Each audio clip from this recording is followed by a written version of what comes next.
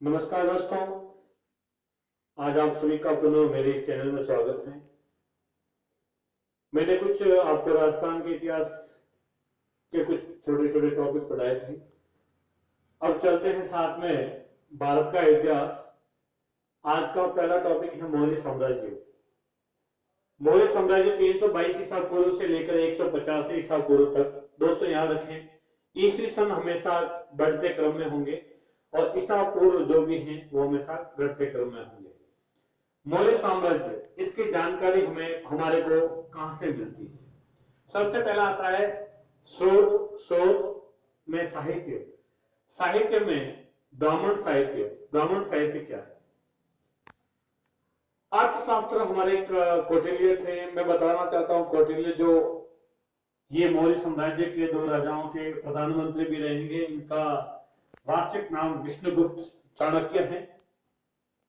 कथा सरित सागर सोमदेव की है। व्रत कथा मंजरी विशाख दत्त की है। महाभाष्य पतंजलि और पुराणों में विष्णु पुराण, मत्स्य पुराण। फिर आता है बहुत साहित्य, दीपवंश, महावंश, दिव्यवदान। इन साहित्यों में मौर्य साम्राज्य का उल्लेख होता है।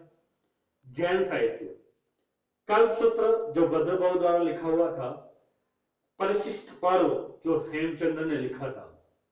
फिर आता है विदेशी विवरण। वैसे विदेशियों का नाम बहुत ज्यादा ले रखा है, लेकिन मोस्ट जो है मैंने यहाँ बोर्ड पे लिखा है। इंडिका पुस्तक थी मेगास्थनीज की। स्ट्रैबो, कर्टियस, प्लिनी, जस्टिन आदि इतिहासकारों ने मौर्य साम्राज्य का उल्लेख किया है। पुरातत्व में आप लोग जानते हैं सिक्के, शिलालेख, अभिलेख, शिलालेख, स्तंभ लेख। और इस चैप्टर में हम पढ़ेंगे अशोक के अभिलेखों के बारे में, इसलिए मैंने यहाँ पे बोर्ड पे नहीं लिखा है। दोस्तों एक बार इस बोर्ड पे जो लिखा हुआ है उसको ध्यान से देखें। और जो भी अब हम पढ़ेंगे तो मौर्य साम्राज्य में पहले कौन से राजा हुए बताना चाहूंगा। दोस्तों मौर्य साम्राज्य की स्थापना करने का वास्तविक श्रेय तो कौटिल्य को माना जाता है, क्योंकि कौटिल्य ने ही गणानंद को परास्त करने की योजना बनाई थी। वो मैं आपको बताऊंगा दोस्तों भी। दोस्तों चंद्रगुप्त मौर्य के बारे में हम अभी पढ़ेंगे। एक बार की बात है, धनानंद एक राजा था। उनके वहां हमारे विष्णुगुप्त चाणक्य या कौटिल्य गए और वहां उनको प्रताड़ित किया गया, ऐसा माना जाता है। जब उनको प्रताड़ित किया गया तो कहा जाता है उन्होंने एक कसम खाई थी, जब तक तेरे राज्य को विनाश नहीं कर दो तब तक ये चाणक्य शांत नहीं बैठेगा। चलो बात करते हैं। सबसे पहले चंद्रगुप्त मौर्य क्या था? गणानंद से बदला लेने की भावना से कौटिल्य वापस आ रहे थे मगध से।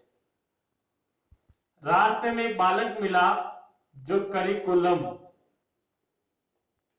खेल खेल रहा था। कौटिल्य ने इस बालक को वहां से उठाया और इसको शिक्षा दी युद्ध नीति की, राजनीति की।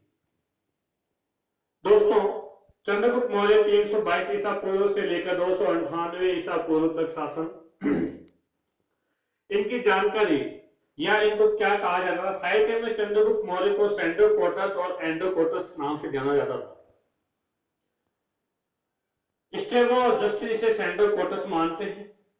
एरियन और प्लूटार्क इसे एंड्रोकोटस मानते हैं। फिलाक्रस इसे सेंड्रोकोटस मानते हैं।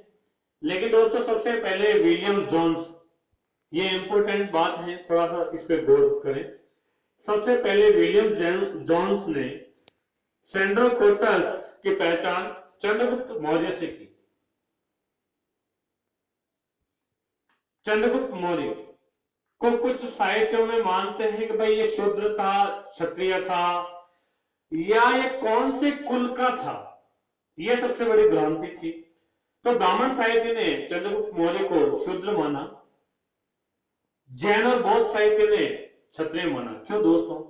बता रहा हूं, क्योंकि उसमें जो क्षत्रिय होते थे, मैंने आपको राजपूतों का उदय पढ़ाया था, उसमें ये कहा था क्षत्रिय, और राजा हमेशा क्षत्रिय बनता था, तो इन्होंने इसको क्षत्रिय माना है। ग्रीक साहित्य बोलता है कि ये निम्न कुल का नहीं था। देखो कौटिल्य ने इनको उठाया था, ये निम्न कुल का नहीं था, लेकिन इसका जन्म जो हुआ था ना वो निम्न परिस्थितियों में हुआ था। उदाहरण के तौर पे हमारे हिंदी साहित्य में एक कवि हैं जो कबीर जी, जिसे आज भी कोई जुल्ला मानते हैं, कुछ और मानते हैं। वैसे मुद्रा राक्षस एक पुस्तक है, उसमें इसे वृषल कहा गया। वृषल का मतलब होता है निम्न कुल का जन्मा बालक। दोस्तों एक बार इस बोर्ड पर ध्यान दें और इसे देखें। हो सकता है कि कई किताबों में अलग अलग लिखा हो, लेकिन जो मान्यता है, आप फैन ऑन दीजिए, मैं बंद कर दिया 5 सेकेंड। दोस्तों चंद्रगुप्त मौर्य के बारे में हम पढ़ रहे थे। मैंने कुछ इस बोर्ड पे लिखा है, आप एक बार इसको आपके नजर से बाहर निकाल दें। महावंश ग्रंथ में कहा जाता है कौटिल्य ने चंद्रगुप्त मौर्य को जम्बूद्वीप यानी भारत का शासक बनाया। यूनानी लेखक हैं प्लूटार्क और जस्टिन, कहते हैं लगभग 6 लाख की सेना लेकर उन्होंने भारत को रौंदा। 305 ईस्वी में एक बहुत बड़ा युद्ध हुआ था दोस्तों। चंद्रगुप्त मौर्य और सीरिया का एक शासक था, ग्रीक शासक सेल्यूकस निकेटर के साथ युद्ध हुआ। इसमें हमारे चंद्रगुप्त मौर्य विजित रहे और ये सेल्यूकस निकेटर हार गए। दोस्तों थोड़ा सा ध्यान दें, यहां ये पहली संधि होती है। संधि में क्या शर्तें होती हैं, ध्यान से सुने। सेल्यूकस निकेटर अपनी पुत्री का विवाह, यानी इनकी पुत्री है हेलेना, हेलेना का विवाह करते हैं हमारे चंद्रगुप्त मौर्य के साथ। चलो भाई साहब शादी कर ली, वो तो कोई बात नहीं, लेकिन साथ साथ में सेल्यूकस निकेटर ने चंद्रगुप्त मौर्य को 4 प्रांत दिए।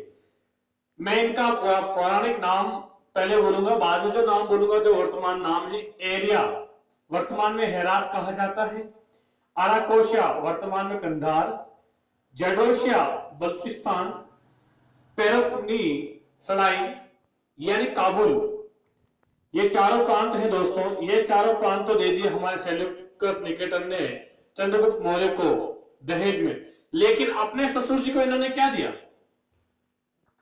500 हाथी, खाली 500 हाथी।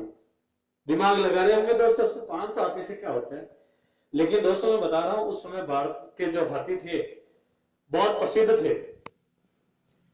तो मैं बताऊंगा नंदवंश का अंतिम राजा कौन था। देख तो जाओ दोस्तों, नंदवंश का अंतिम राजा धनानंद या गणानंद, इसका वध किया गया या इसकी हत्या की गई हमारे चंद्रगुप्त मौर्य द्वारा। और चंद्रगुप्त मौर्य ने एक नया साम्राज्य स्टार्ट किया जिसे बोला जाता है मौर्य साम्राज्य। यानी मौर्य साम्राज्य की नींव किसने रखी, चंद्रगुप्त मौर्य ने। इस संधि का सबसे पहले उल्लेख कौन करता है, एक इतिहासकार है जिसका नाम है एपियानस। और दोस्तों एक साथ साथ में ग्रीक शासक सेल्यूकस निकेटर ने चंद्रगुप्त के दरबार में अपना एक राजदूत भेजा था जिसका नाम था मेगास्थनीज, और उसने एक इंडिका पुस्तक लिखी थी। यानी संधि का उल्लेख कौन करता है, एपियानस, और विवाह का उल्लेख करने वाला है स्ट्रेगो। तो दोस्तों एक बार इस बोर्ड को देखें। दोस्तों ये मैंने छोटा सा नक्शा बनाने का प्रयास किया है, हालांकि ये नक्शा वर्तमान जैसा नहीं है, पहले जो भारत था काल्पनिक भारत का मैंने नक्शा बनाया है। बताना चाहता हूं चंद्रगुप्त मौर्य की जो उत्तरी सीमा थी हिंदुकुश पर्वत। देखो दोस्तों हिंदुकुश पर्वत की सीमा चंद्रगुप्त मौर्य ने प्राप्त की थी। कहा जाता है एक इतिहासकार हुए थे जिनका नाम था विंसेंट स्मिथ, एक इतिहासकार थे जिनका नाम था विंसेंट स्मिथ। विंसेंट स्मिथ ने कहा था कि मुगल तरसते रहे और अंग्रेज इस सीमा को प्राप्त करने के लिए आहें भरते रहे।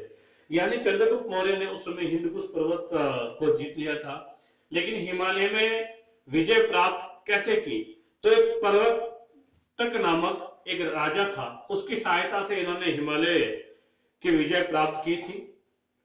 दक्षिण का राज्य जो था इनका मैसूर तक था, और दक्षिण विजय का उल्लेख अहनानूर और मुरनानूर दो तमिल साहित्य हैं, उनके अंदर इन विजयों का उल्लेख मिलता है। जैन मुनि अपने जैन मुनि भद्रबाहु से दीक्षा ग्रहण की। जो अंतिम समय था चंद्रगुप्त मौर्य का, उस समय उन्होंने जैन मुनि से दीक्षा ग्रहण की और श्रवणबेल गोला नामक स्थान जो मैसूर के अंदर है, वहां पे सल्लेखना, जैनों में एक पद्धति, सल्लेखना पद्धति जिसे बोला जाता है उपवास करना, और उपवास के दौरान 298 ईसा पूर्व में अपना शरीर त्याग दिया। परिशिष्ट पर्व पुस्तक में माना जाता है या ग्रंथ में माना जाता है इन्होंने जैन धर्म को अपनाया। लेकिन दो अभिलेख हैं, मास्थान और सोहग्रह। इन दो अभिलेखों में एक बात की पुष्टि होती है कि चंद्रगुप्त मौर्य के समय अकाल पड़ा था और अकाल से निपटने का कार्य किया था। मास्थान अभिलेख के अंदर बंगाल विजय का उल्लेख मिलता है और उसी के अंदर काकिनी या काकिनी नामक मुद्रा का उल्लेख भी मिलता है। और इतिहास में एक स्थान है सौराष्ट्र, जो गुजरात और महाराष्ट्र के आसपास का स्थान है। इस सौराष्ट्र में एक सुदर्शन झील का निर्माण करवाया था। वो चंद्रगुप्त मौर्य का एक गवर्नर था पुष्यगुप्त वैश्य, उसके द्वारा इस सौराष्ट्र में सुदर्शन झील का निर्माण करवाया गया। दोस्तों, ऐसा कहा जाता है कि चंद्रगुप्त मौर्य के समय इस मगध के अंदर अंतिम समय में जो 12 साल तक अकाल पड़ा था, मैंने ये बताया ना आपको, मास्थान और सोहग्रह अभिलेख, इनमें इसी अकाल की पुष्टि हुई है। ये मगध के राजा थे घनानंद, घनानंद की हत्या, ये नंद वंश के अंतिम राजा थे और अंतिम राजा की हत्या चंद्रगुप्त मौर्य ने की थी। और चंद्रगुप्त मौर्य ने वहां पे मौर्य साम्राज्य की स्थापना की विष्णुगुप्त, कौटिल्य और चाणक्य की सहायता से। तो दोस्तों, आज के लिए इतना ही। एक बार इस मैप को देखें, एक बार नोट्स को देखें। कल की क्लास में आप लोगों को मौर्य साम्राज्य के बाकी के जो राजा हैं, शासक हैं, उनके बारे में पढ़ाया जाएगा और साथ ही साथ में मौर्य शासन और मौर्य प्रशासन के बारे में आपको जानकारी दी जाएगी। तो दोस्तों, मेरे इस चैनल को लाइक करें, सब्सक्राइब करें और कमेंट्स करें। Thank you.